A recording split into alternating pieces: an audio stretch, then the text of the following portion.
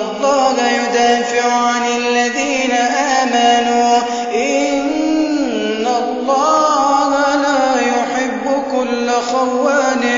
كفور أذن للذين يقاتلون بأنهم ظلموا وإن الله على نصرهم لقدير الذين أخرجوا من ديارهم بغير حق إلا أن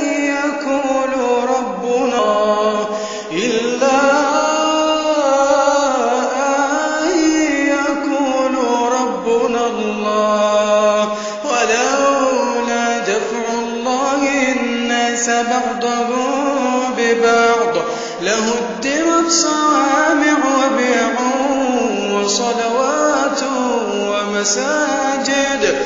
وصلوات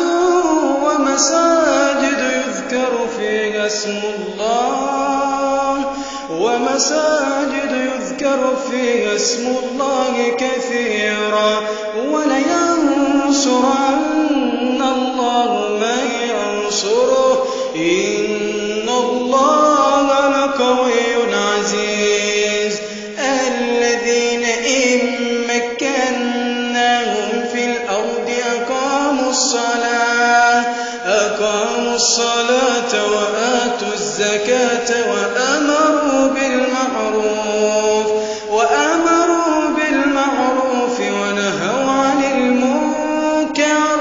ولله عاقبة الأمور وإن يكذبوك فقد كذبت قبلهم نوح وعاد وثمود وقوم إبراهيم وقوم لوط وأصحاب مدين وكذب موسى فأمليت للكافرين ثم أخذتهم فكيف كان نكير فكأين من قرية أهلكناها وهي ظالمة فهي خاوية على عروشها وبئر معطلة وقصر مشيد أفلم يسيروا في الأرض فتكون لهم قلوب يعقلون بها أو آذان يسمعون بها فإنها لا تعمى الأبصار ولكن تعمى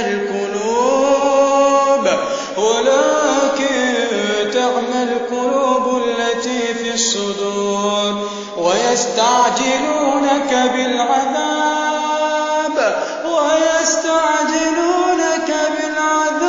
ولن يخلف الله وعده وإن يوما عند ربك كألف سنة مما تعدون وكأين من قرية أمليت لها وهي ظالمة ثم أخذتها وإلي المصير قل يا أيها الناس إنما أنا لكم نذير مبين فالذين آمنوا وعملوا الصالحات لهم مغفرة ورزق كريم والذين سعوا في آياتنا معاجزين